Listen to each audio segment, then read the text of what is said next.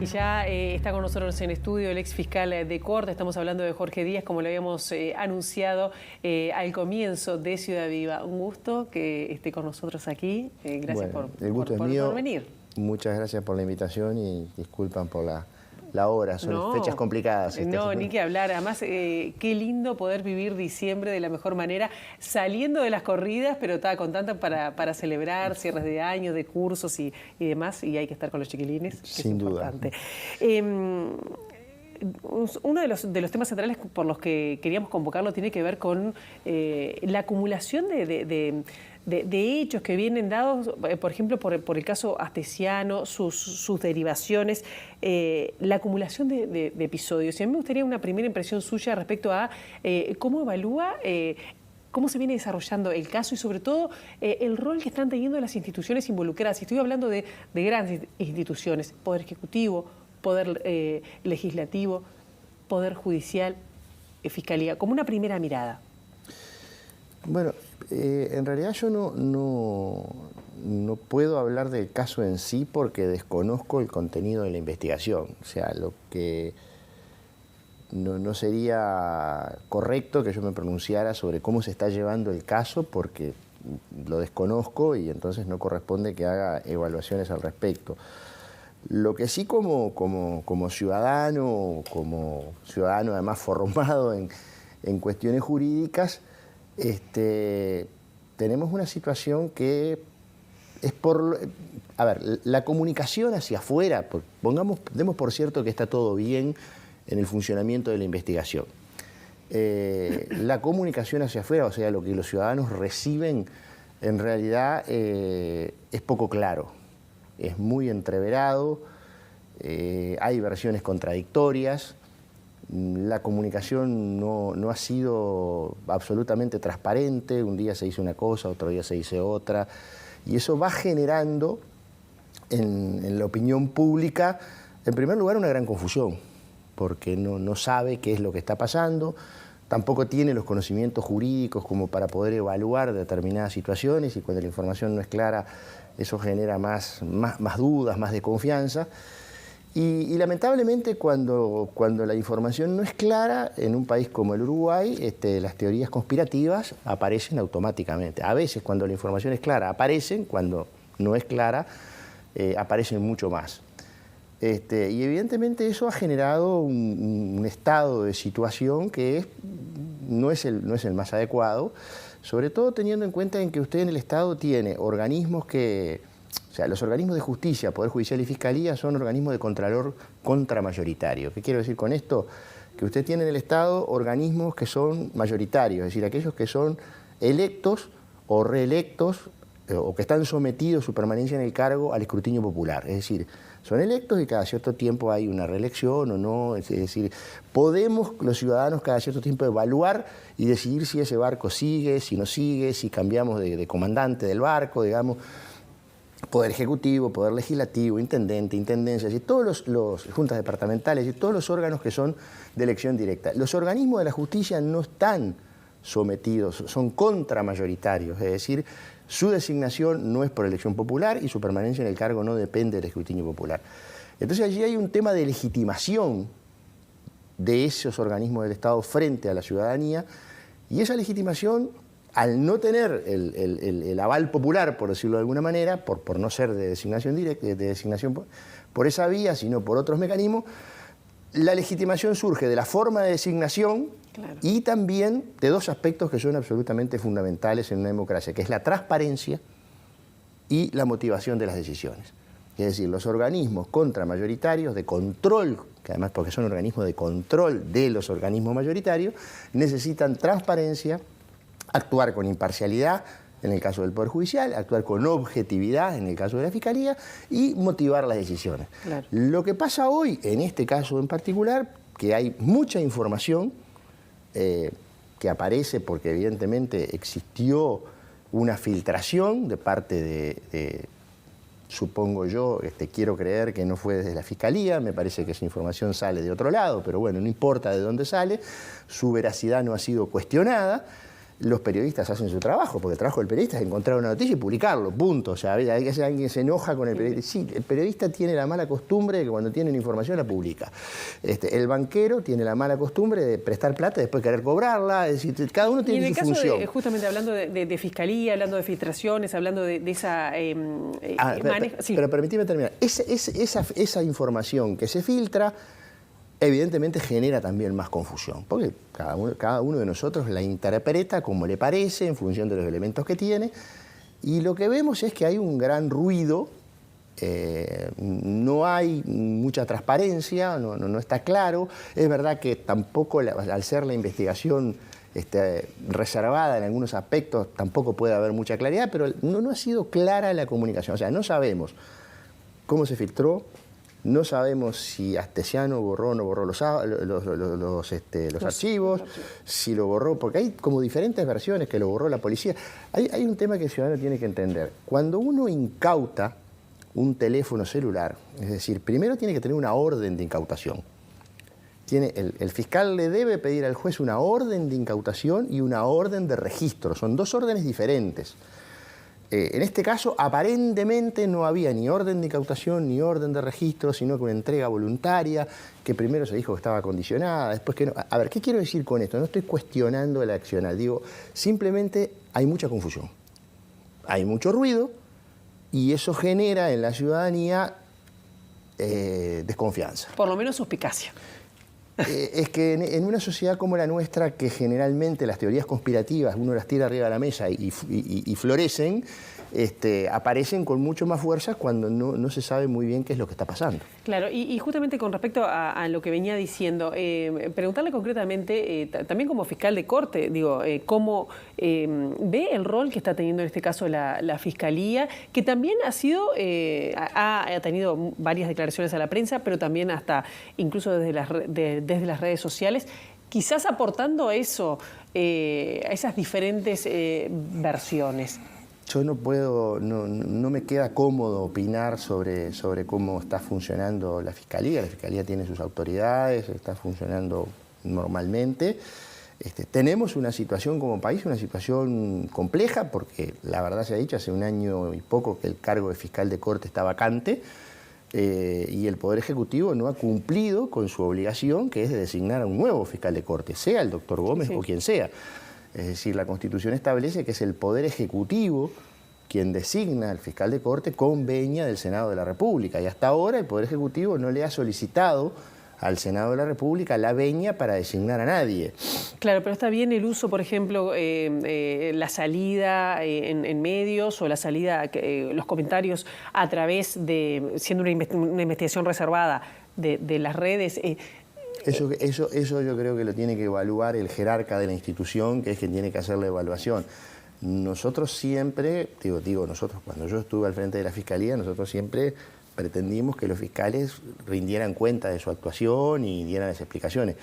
Obviamente dentro del marco de lo que establece la Constitución de la República, la ley y demás. Si esto está dentro o fuera, es algo que debe evaluar el jerarca de la institución, y la verdad no me corresponde a mí opinar, porque ya bastante me ha costado sacarme el rótulo de fiscal en un año que ya llevo fuera de la institución como para opinar. Y además no corresponde, creo que son las autoridades. Acá dentro de la Fiscalía hay un jerarca, que es quien tiene que evaluar eso, y obviamente está el sistema político, que de alguna manera también debe evaluar el funcionamiento de las instituciones. Yo vuelvo a repetir, el hecho de que haya un cargo que esté vacante durante más de un año, más allá del enorme esfuerzo que está haciendo el doctor Gómez por ponerse la mochila al hombro y cargar con ella, evidentemente genera una situación que no es la regular, no es la normal, no es la que debería ser. Claro. Debería el sistema político ya haberse puesto de acuerdo y haber designado un fiscal titular. Y con respecto, le quería preguntar a la... Bueno, no sé cuál es la versión final, ¿no? Pero si se podía, si la Fiscalía aceptó excluir los WhatsApp o los chats del presidente de la República. ¿Es habitual que se pueda llegar a dar o es la investidura lo que pudo haber hecho ese acuerdo? ¿Se puede hacer eso en una investigación que recién estaba comenzando? Yo no sé si existió el acuerdo o no. Lo que se... A ver, para que la ciudadanía entienda, yo le tengo que explicar cómo es normalmente el funcionamiento en una hipótesis X, no en esta en concreto. En una hipótesis cualquiera, si el fiscal quiere que se detenga a una persona, se le incaute el celular y que se le aperture su celular, es decir, se pueda acceder a los datos, le tiene que pedir al juez 3 órdenes.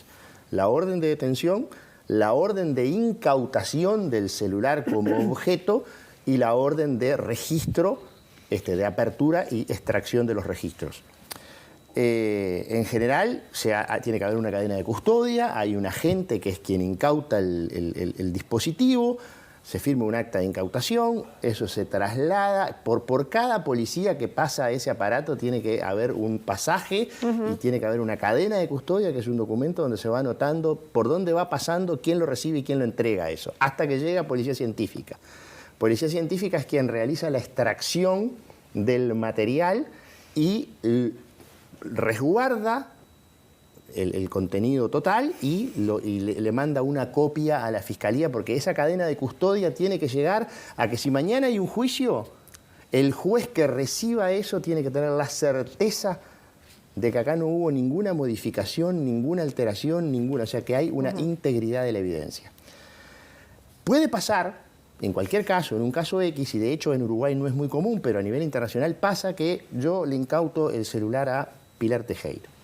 Pero le incauto el celular porque quiero investigar si ella está vinculada a determinada actividad delictiva, no para saber toda la vida de Pilar Tejero. Entonces ahí se le puede pedir al juez y el juez puede disponer, bueno, que se le incaute el celular, que se lo aperture, pero que se investigue solo eso y se extraiga solo eso, dejando lo otro de lado. ¿Por qué? Porque evidentemente acá hay en colisión 2 derechos, el derecho a investigar y el derecho a la intimidad. Entonces, cuando hay una situación de colisión de derechos hay que ponderar y resolverlo. No es muy común en Uruguay, es mucho más común en el extranjero.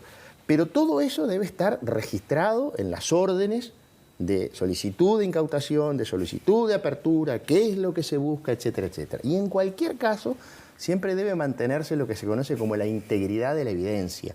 Es decir, esa evidencia desde el momento en que es capturada, de que es colectada, no puede ser modificada, no puede ser alterada. A mí me causa estupor escuchar que se borraron chats. Porque desde el punto de vista jurídico, ¿qué integridad tiene esa evidencia? Eso podría llegar incluso a tener repercusiones en la utilizabilidad o en la licitud de la prueba. A ver, eso es otra historia, porque después hay cómo juegan las defensas, etc. Pero bueno, a ver, no sé si pasó. Claro. Porque la pregunta, o sea, si usted me pregunta, digo, yo no sé lo que pasó. No, yo Entonces, digo, si ocurrió, como digo, no sabemos lo que pasó. ¿Fue un error? No. ¿Fue un error pedir que se excluyan los chats del presidente? ¿O aceptar que se excluyan? Es que primero tengo que saber qué pasó. Bueno, lo que pasa es que el condicional nos lleva a un terreno peligroso porque de repente no fue eso lo que pasó. Yo lo que creo es que se puede incautar un celular, se puede aperturar y se puede extraer solo una información parcial, no total. Eso se puede hacer, si efectivamente así está dispuesto. No porque sea el presidente de la República. Puede ser Jorge Díaz, abogado, y mañana a mí me incautan el celular porque me están investigando por una presunta actividad delictiva, pero en mi celular está no solamente la presunta actividad, está en la base de datos de todos mis clientes. Y la información respecto de mis clientes que es absolutamente reservada y está protegida por el secreto profesional. Entonces, imagínese usted el escándalo que se puede haber si en una actuación le incautan en un teléfono a un abogado, cosa que de hecho ya pasó y nadie protestó y a mí me llama la atención, en el caso Sendoya, por ejemplo. Pero la pregunta es, ¿le incautan el celular a un abogado? Allí está toda la base de datos de sus clientes, y eso es información protegida por secreto. Entonces, ¿puedo extraerle todo? Y la respuesta yo le diría que no, que la extracción debería ser parcial. Entonces, ahora, eso en términos generales, saliéndonos del caso Astesiano, porque en realidad no sabemos qué pasó. Eso tendría que estar escrito, en algún momento tendría que estar escrito. Yo supongo que sí, que una fiscal con la experiencia que tiene debe estar todo registrado. Yo partiría de la base de que está todo bien, sin perjuicio de que, bueno, una vez que se tenga toda la información, quienes tengan que acceder a ella y quienes tengan que analizarla, analizarán. Yo lo quería preguntar ahora, usted además de fiscal de corte fue juez de crimen organizado. ¿No es algo que se está poniendo en cuestión ahora, no es demasiado amplio lo que está surgiendo como para una fiscalía no tendría que ser derivado. Pienso, aún el Frente Amplio lo ha planteado, bueno, separar, y creo que se aceptó, separar la causa del espionaje político como una causa aparte, ¿no? Es decir, ¿no tendría que ser derivado a delitos complejos? Bueno, eso es responsabilidad exclusiva del fiscal de corte. O sea, el fiscal de corte establece claramente, o sea, la ley orgánica establece que el fiscal de corte tiene la potestad de establecer directivas generales respecto a cómo se distribuyen las cargas de trabajo entre las diferentes fiscalías. Pero le pregunto según su experiencia. En general siempre se pueden hacer divisiones de una investigación, de hecho permanentemente se hacen divisiones de investigación, en general siempre se mantiene dentro de la misma unidad fiscal, es decir, no hay traslado a otras unidades fiscales. Porque acá hay dos cuestiones que también están en juego y que se deben de ponderar. Una es, bueno, la necesidad de la especialización por un lado, pero por otro lado también está que hay alguien que ya viene trabajando en ese tema y que obviamente tiene un volumen de información y de conocimiento que si usted lo pasa para otro lado, lo divide, en términos generales se pierde, va a tener una curva de aprendizaje, digamos, la nueva unidad fiscal, que habrá que evaluarlo. Todo eso lo evalúa básicamente el fiscal general y en particular a través de una oficina, que es la Oficina de Depuración, Priorización y Análisis, que es la que hace esa evaluación y en última instancia distribuye los asuntos. También es verdad que cada fiscal puede recurrir a esa decisión y decir, bueno, yo no estoy de acuerdo con que se me saque este asunto o con que se me dé este asunto, y puede recurrir y en última instancia es el fiscal general el que decide. Bien, Díaz, yo le quería preguntar... Eso en términos generales. Sí, Yo, sí. En este caso concreto, lo que pasa es que... Yo las preguntas que le hago también es apelando a su experiencia, a su pasaje por la Fiscalía en el cargo que tuvo. El fraccionamiento de una investigación en función de las diferentes líneas, como se dice, con la investigación, es perfectamente natural. La experiencia indica, o lo que uno ve habitualmente, es que siempre se trata, yo creo que el doctor Gómez utilizó una frase de no cambiar de caballo a mitad del río o algo por el estilo, siempre se trata de mantenerlo dentro de la misma unidad, los efectos de no perder, o sea, tiempo en el proceso de investigación. Por otro lado, alguien podría decir, bueno, no, pero quizás mejor que pase a una unidad especializada. Bueno, la evaluación en el caso concreto, quien la debe realizar es la propia Fiscalía a través de esta oficina o, en última instancia, el propio fiscal de corte. Acá uno de los aspectos centrales de esto que ha tenido como muchas derivaciones, empezó por un tema de pasaportes rusos a rusos, digamos, y sigue ampliándose, pero hay mucho que ver o está muy mencionado, involucrado el Ministerio del Interior. Y también se ha cuestionado que no se haya separado del cargo a quienes han llevado investigaciones de urgencia y tal. Es decir, eso tendría que también ser un pedido de Fiscalía, el separar, por ejemplo, del cargo a gente que ha aparecido en los chats. Pienso hasta aún mismo en el caso de espionaje, ¿no? Que quienes todos están vinculados y quienes llevan adelante la investigación, ¿no tendría que ser asuntos internos del Ministerio del Interior? Jurídicamente quien define eso es el Ministro del Interior. O sea, el Ministerio del Interior es quien, en última instancia, es el jerarca administrativo de todo el Ministerio del Interior y es el que resuelve ese tipo de cosas. Habitualmente, no es algo que pase todos los días, pero no es tampoco algo extraño que el fiscal que lleva adelante la causa a veces le puede pedir al fiscal general y el fiscal general del Ministerio del Interior que trabajar con una unidad u otra. Eso pasa. Y en términos generales, en mi experiencia, el Ministerio del Interior acepta esa sugerencia o ese pedido si las razones que se le esgrimen son de peso. Es decir, nosotros habitualmente veíamos, incluso antes en el sistema anterior, a veces los jueces mismos planteábamos, bueno, tengo dificultades con esta unidad por tal o cual cosa, y bueno, se decidía o se resolvía llevarlo desde otra investigación. Pongo un ejemplo de algo concreto que pasó. Cuando el doctor Vaz en Maldonado estaba investigando a una determinada red que aparecían elementos donde había vinculaciones de esa red con la policía local, me lo planteó a mí, yo se lo planteé al ministro Larrañaga y estuvimos de acuerdo en que esa investigación no la podía llevar adelante la policía de Maldonado, sino que tenía que llevarse desde una unidad especializada de Montevideo. Eso no está escrito en ningún lado, eso es un poco la extradición y la experiencia. En este caso particular, la verdad que no sé si eso sucedió o no sucedió. En principio, formalmente, quien tiene la potestad de decidir eso es el ministro del Interior, que es el jefe de la policía. Eso nos llevaría a otro tema de un país donde no hay policía judicial o donde no hay una institución policía judicial, o no hay, que yo creo que hace un tiempo en un tuit publicaba, ¿quién controla el controlador? ¿Quién investiga al investigador? Por ejemplo, hay países como Chile, donde usted tiene dos grandes instituciones policiales, Carabineros y Policía de Investigaciones. Entonces, eventualmente, si usted tiene que investigar a Carabineros, puede recurrir a investigaciones. Si tiene que investigar investigaciones, puede recurrir a Carabineros. Es decir, hay un control del control. Al haber una única Policía Nacional, con un único jerarca, bueno, eso de alguna manera tiene sus cosas buenas y tiene sus cosas malas, que estos, que no tenés a nadie con quien investigar a estos. Claro. Díaz, se nos está terminando el tiempo, pero yo quería preguntarle sobre un tuit que escribió. Ha tenido intenso... Saco lo de fútbol, ¿eh? Saco los comentarios de fútbol. Los comentarios de fútbol son como de alguien hincha de la selección uruguaya. Bueno, podríamos hacer un programa con que eso. se puede enojar.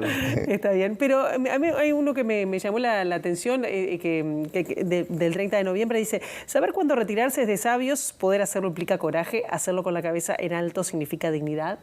No es tan difícil, pero se necesita sabiduría, coraje y dignidad. ¿A quién hizo referencia? No, a nadie en particular, puede ser en muchos en general, pero a nadie en particular. Incluso es hasta una reflexión para mí mismo, ¿no?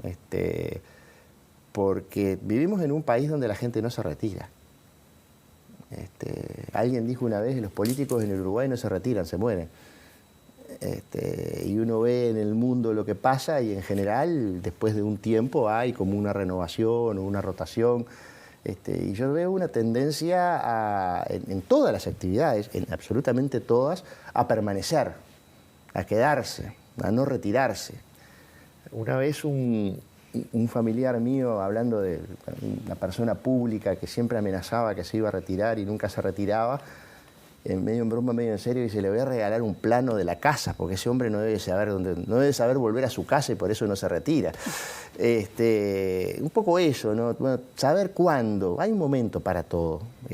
Yo, cuando me fui de la Fiscalía, más allá de que 6 meses después me tenía que ir igual, bueno, tomé la decisión. Es verdad que hay que tener un poco de coraje para hacerlo, porque hay que decir, bueno, tengo que desprenderme de todo esto. Por un lado hay una sensación de alivio, de sacarse la mochila, pero por otro lado hay una sensación de libertad. Bueno, y la dignidad de decir, hasta acá llego, me tengo que retirar. Es decir, pero no es tan difícil, requiere nada más que esas 3 pequeñas cosas. Lo que pasa es que esas 3 pequeñas cosas... muy críptico y bueno, está como ahí... No, a ver, hay quien me han preguntado de todo, si me refería a los jugadores de fútbol de la selección... No, yo lo vimos por el lado político, por eso me preguntaba en este contexto. Pero en realidad es una reflexión que a mí me gustó, que no es mía, obviamente, la leí, y me gustó porque dije, bueno, está bueno esto de que también aprendamos a soltar. Y saber que hay... vivimos en un país que tiene un promedio de edad, creo que el 20% de la población tiene más de 65 años. Vivimos en un país demográficamente envejecido. Hablamos de jóvenes a los 35, 40 años. Vamos a dejarle también lugar a la gente joven y a creer en la gente joven, a la gente joven en serio, ¿no? De verdad. Jorge Díaz, un gusto, quedó corta, pero bueno, por lo menos los principales temas. Un placer, yo me quedo tranquilo de que cumplí contigo, porque realmente hoy en la mañana me sentí muy mal, no sabía si podía llegar. Eso no lo sabe la gente, no dijimos nada. Bueno, era la fiesta de fin de año de mi hija Federica, entonces eso sí que no podía faltar. Se me cruzaron y a eso obviamente no quería ni podía. Así que disculpas por los nervios en la interna, pero cumplimos. Muchas gracias. Gracias y bueno, buen fin de año. Bueno, gracias igualmente. Una brevísima pausa y ya venimos para el cierre.